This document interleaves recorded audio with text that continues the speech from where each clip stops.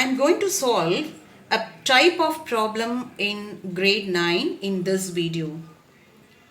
Express 0.32 in the form of P by Q, Q not equal to 0.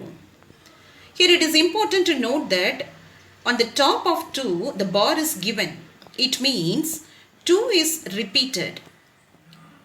In the decimal place, it is important to note that how many digits are repeated.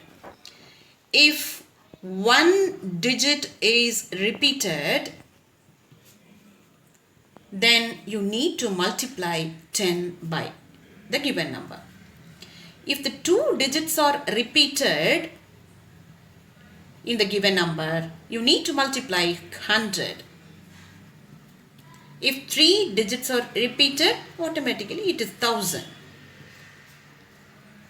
First I'm going to take let x is equal to the given number 0.32, 2 is repeated, that is 0.3222 and so on, and it is 2 is repeated, so therefore I just multiply by x. 10x equals 3.2 bar, that is 2 is repeated, it means 3.222 and so on.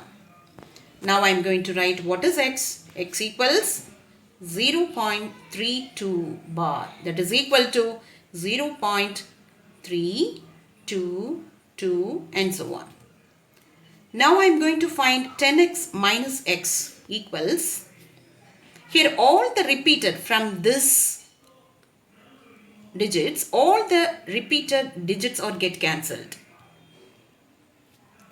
and in this the first digit 2 minus 3, so it is 12 minus 3, it is 9, and here 2 minus 0, 2, it is 2.9 exactly, and 10 minus x equal to 9x, that is equal to 2.9, and I am going to write 2.9 as a whole number, that is 29 by 10, and just write 29 by 10, and that implies x equals 29 divided by 10 into 9, that is equal to 29 by 90.